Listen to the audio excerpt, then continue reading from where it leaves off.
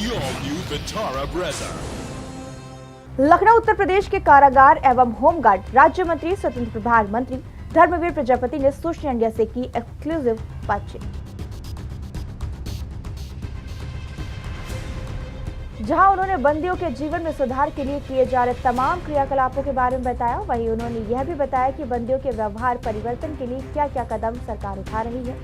आपके सामने पेश है बातचीत के प्रमुख अंश। जेल मंत्री धर्मवीर प्रजापति, प्रदेश के कारागार एवं होमगार्ड विभाग के मंत्री धर्मवीर प्रजापति, राज्य मंत्री स्वतंत्र प्रभार ने सूचना इंडिया के विशेष संवाददाता मोहम्मद नसीर से बात की। एक्सक्लूसिव बातचीत में कहा, जेलों में 40 वर्ष तक के बंदियों की संख्या का प्रतिशत सबसे ज्यादा है। 70 से 80% युवा 40 वर्ष तक के हैं, जो कि प्रदेश की जेलों में निरुद्ध हैं।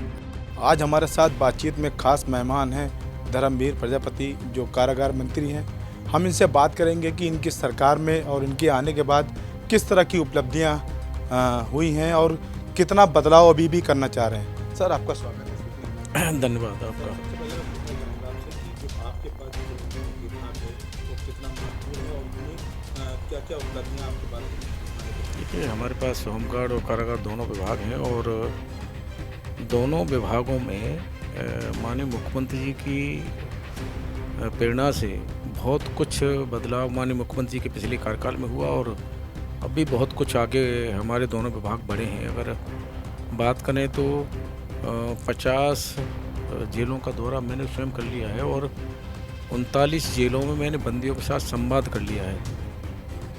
जो महिलाएं हमारे बंदी हैं, उनके साथ जो बच्चे हैं, उनकी साथ जो बच्चे हैं, उनकी पढ़ाई लिखाई के लिए हमने व्यवस्था की है। तो 42 जेलों में टीचर नियुक्त हैं और जहाँ टीचर नहीं है वहाँ हमारी बंदी रक्षक जो महिला कर्मी हैं वो पढ़ा रही हैं उन बच्चों को। चिल्ड्रन पार्क उन बच्चों के लिए हम बनवा रहे हैं। 14 जेलों में लगभग बन चुके हैं।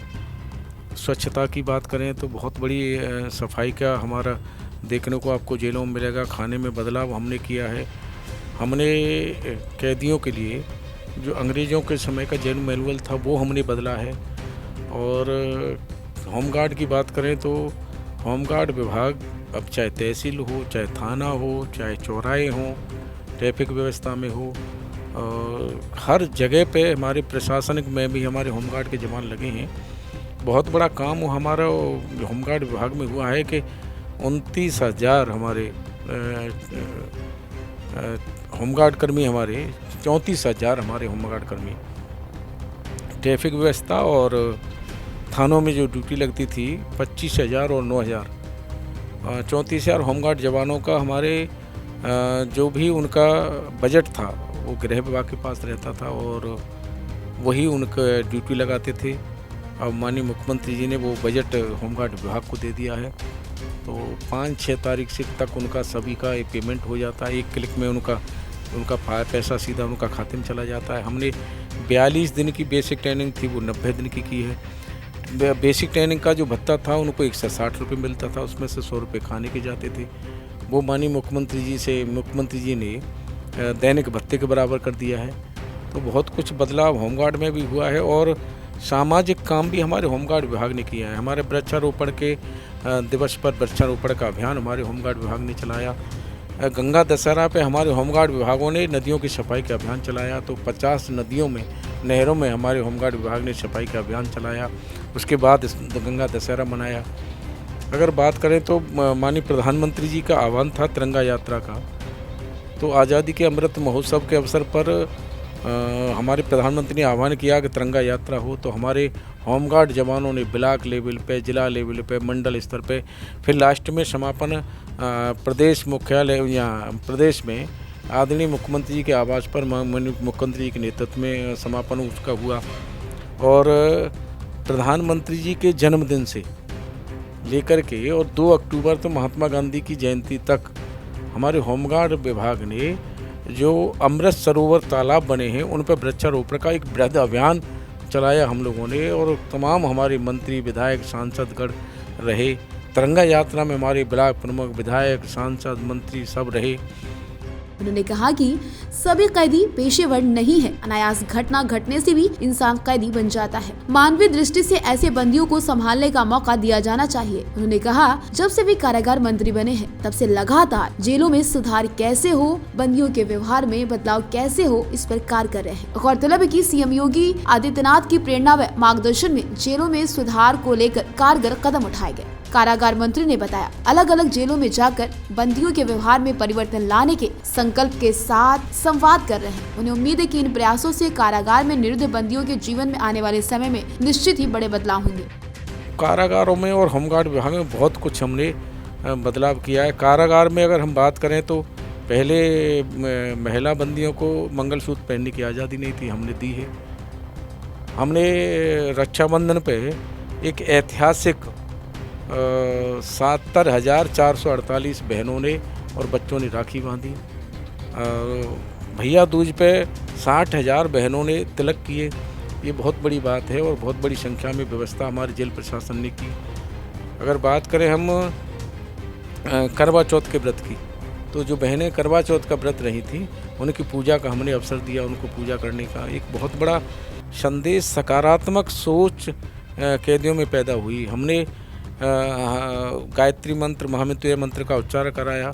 उसके पीछे हमारा रहस्य ये था कि बंदी जब बैरकों में रहते हैं तो आपस में वही एक दूसरे पे जो धाराओं में बंद हैं वही चर्चा होती होगी। उस चर्चा से बाहर निकालने के लिए हमने एक मंत्र का उच्चारण कराया कि वो चर्चा उनके दिमाग में न रहे और बाहर जाने के बाद दोबारा कोई गलती उनसे न हो। तो ये, और अब हमने देखा है कि कैदी स्वेच्छा से हर शनिवार और हर मंगलवार को हनुमान चालीसा का, सुंदरकांड का पाठ कैदी करते हैं। मंदिर हर जेल में लगभग उन्होंने कैदियों ने बना रखे हैं। सब व्यवस्था हमारी उनकी है। सर, पिछली सरकारों में जो होमगार्ड जवान है उनका कहना होता था कि सरकारें शोषण कर रही हैं, तो क्या मानते हैं कितना बदलाव, कितना चेंजिंग किया उत्तर प्रदेश सरकार ने? अगर आप होमगार्ड के जवान से कहीं अगर बात करेंगे इस विषय पे तो होमगार्ड का हमारा जवान आपको बताएगा। इस समय होमगार्ड का पिछली सरकारों में जो आरोप था होमगार्डों का कि वो पैसे के नाम पे शोषण करते हैं, कोई सुविधा नहीं है, कोई उनकी जो सैलरी वगैरह थी वो काफ़ी कम होती थी, उनका गुजारा नहीं होता था। उस पर सरकार ने काफ़ी परिवर्तन किया है, काफ़ी अच्छी सैलरी हो गई।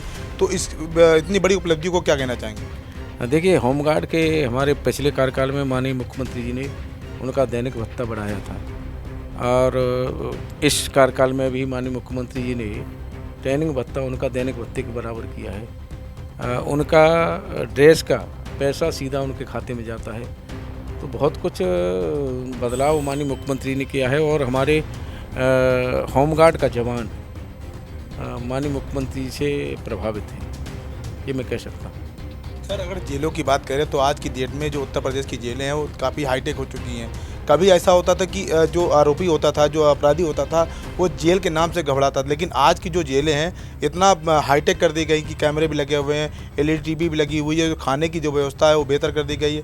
इसको क्या और बेहतर करना चाहेंगे, किस तरह का बदलाव और करना चाहेंगे? देखिए, एक हमारा मानना है कि हर कैदी पेशेवर अपराधी नहीं है, अपराधी नहीं है। अनायास घटित घटना में कैदी बन जाते हैं और उनको जब पश्चाताप होता है तो वो सुधरना चाहते हैं और सुधरना चाहते हैं तो हमें उनको अवसर देना चाहिए। उनके साथ जो अनायास घटित घटना में कैदी बनते हैं उनके साथ मानवीय दृष्टि से व्यवहार होना चाहिए और वो लोग हम लोग कर रहे हैं। मैं स्वयं कैदियों के साथ सीधा संवाद कर रहा हूँ और संवाद में उनको उनके परिवार से कनेक्ट करता हूँ। उनको हम बताते हैं कि आपकी एक गलती से आप लोग जेल में आने के बाद आपका परिवार बाहर एकाकी जीवन जीने को मजबूर होता है। अगर उस घर परिवार में कोई बेटी शादी के योग्य है तो अच्छा परिवार उसे लेना नहीं चाहता, वो समस्या परिवार के सामने आती है। अगर उसमें कोई बेटा शादी के योग्य है तो उसकी कोई शादी करने नहीं आता, वो परिवार के सामने समस्या आती है। दूसरी बात, और तुम्हारी तारीख का खर्चा एक जो है अतिरिक्त बहन करता है परिवार, तो परिवार पर बहुत बड़ी परिस्थितियाँ आती हैं। ये बातें सब जब उनके ध्यान में आती हैं और परिवार से जब कनेक्ट होते हैं तो स्वयं वो भावुक होते हैं, रोते भी हैं और फिर उस समय संकल्प करते हैं कि आगे हम कोई ऐसी गलती नहीं करेंगे कि हमारी गलती से हमारा परिवार संकट में आए। तो मैं मानता हूं कि कैदियों में इन बातों का बहुत बड़ा प्रभाव आ रहा है और बदलाव देखने को मिल रहा है। जैसे संवाद के बाद मेरा मथुरा की जेल में गोवर्धन पूजा पर मिठाई बंटवाने का प्रोग्राम मुझे समाज सेवी के माध्यम से हो गया। मैं स्वयं गया तो कैदियों ने बताया कि सर, आपके संवाद के बाद हमारी सोच बदली है। और जो पेशेवर अपराधी हैं उनकी भी सोच बदली है। तो हमने उनसे पूछा कि पेशेवर अपराधी तो संवाद में आते नहीं हैं, तो उनकी कैसे पता है आपको? तो बोले हम लोगों की बातचीत हुई है, तो उनका कहना है आपके संवाद के बाद में कि हम कहाँ दलदल में फंसे हैं। अगर ऐसी बात है और ये बात कैदियों के मन में अगर आ रही है, तो मैं मानता हूँ कि हमारा जो प्रयास है उस प्रयास पर कहीं ना कहीं हम आगे बढ़ रहे हैं। मंत्री धर्मवीर प्रजापति ने कहा, मंत्री बनने के बाद से वो मेरठ जिला जेल 35वें प्रदेश की ऐसी जेल है जहां वे बंदियों से संवाद के जरिए उनके हृदय परिवर्तन को प्रयत्नशील हैं। वे बताते हैं कि संवाद के दौरान वे उन्हें सुधारने के लिए हर मुमकिन कोशिश कर रहे हैं। खास बातचीत के दौरान कारागार मंत्री ने बताया कि जेलों में बच्चों के खेलने कूदने के लिए चिल्ड्रन पार्क बनवा रहे हैं। गाय के गोबर से अंत्येष्टि के लिए लकड़ियाँ तैयार करने का काम भी जेलों में हो रहा है। सर, कैदियों की अगर बात करें तो तमाम कैदी ऐसे भी हैं जो जिनके पास काफ़ी हुनर है, वो उस हुनर को वो दिखा भी रहे हैं, जेल के अंदर रह करके काफ़ी अच्छी चीज़ें बना रहे हैं। तो उनके लिए क्या और कुछ बेहतर किया जा रहा है? हाँ, उनके लिए देखिए, हम एमएसएमई कौशल विकास से हमने जोड़ा है सभी जिलों को। हम ट्रेनिंग करा रहे हैं और ट्रेनिंग कराने के बाद में अगर वो बाहर जा कर के इसलिए करा रहे हैं कि वो बाहर जाए छूटने के बाद में न्यायालय के माध्यम से, तो वो काम से अपने स्वरोजगार से जुड़े और कोई गलती दोबारा उससे न हो, ये प्रयास हमारा है। और उनकी बनाई हुई जो सामान है उनको मार्केट में लाने के लिए हम लोग जहाँ जेलों के बाहर व्यवस्था है, जगह है, वहाँ आउटलेट हम लोग बना रहे हैं और पूरे शहर में जो आउटलेट बनेंगे, सामान वहाँ होगा, उसका प्रचार प्रसार भी होगा कि लोग खरीदें, उनका मनोबल बढ़ाएं। दूसरा, माननीय मुख्यमंत्री से हम चर्चा करेंगे कि एक एग्जीबिशन, हमारी प्रदर्शनी यहाँ जेलों में बने हुए सामान की पूरी तरह से लगे। पहले मैं एक बार चर्चा कर चुका हूँ, आज शाम को मेरी माननीय मुख्यमंत्री से भेंट है, आज मैं फिर चर्चा करूँगा और एक विचार करेंगे हम उस पर कि ये इस तरह की व्यवस्था हो तो लोगों को पता लगे कि ये सामान इस तरह से जेल में कैदी बन रहे हैं। अब जैसे मैं प्रधानमंत्री से मिला तो वहाँ जेलों में, मैं गाजियाबाद की जेल में बिस्कुट बन रहे हैं, मैं बिस्कुट की पैकेट एक ले गया तो माननीय मुख्यमंत्री प्रधानमंत्री को दिखाया और उन्होंने वो बिस्कुट की पैकेट रखी अपने पास। तो बहुत कुछ बदलाव। अलीगढ़ जेल में लकड़ी से शिवलिंग और गदा बनी, वो मैंने माननीय प्रधानमंत्री को दिखाई, उन्होंने बड़ी गंभीरता से देखा। और उनकी पेंटिंग मोदी जी की गाजियाबाद की जेल में बनी, मुख्यमंत्री जी की बनी, आज मैं लेकर के जाऊंगा मुख्यमंत्री जी को, भेंट करूंगा। वो दोनों, मुख्यमंत्री जी की और प्रधानमंत्री की, दोनों कैदी ने बनाई।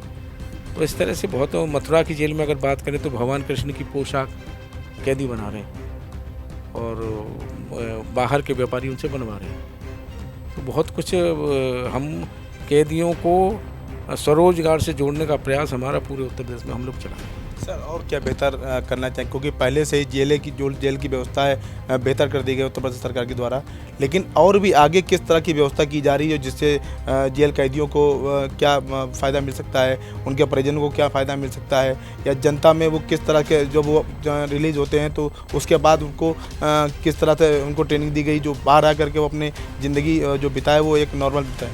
देखिए, कौशल विकास से और एमएसएमई से जोड़ करके हम पूरा उनका जीवन में परिवर्तन लाने का हम लोग प्रयास कर रहे हैं। मुजफ्फरनगर में एक कैदी ऐसे ही ट्रेनिंग उसने जेल में अंदर ली और वो अब छूटा है तो बाहर जो है वो सरकार से लोन की व्यवस्था की उसकी चल रही है। हमारे अधीक्षक उसमें मदद कर रहे हैं और हमारे जिला के अधिकारीगण उसकी मदद कर रहे हैं।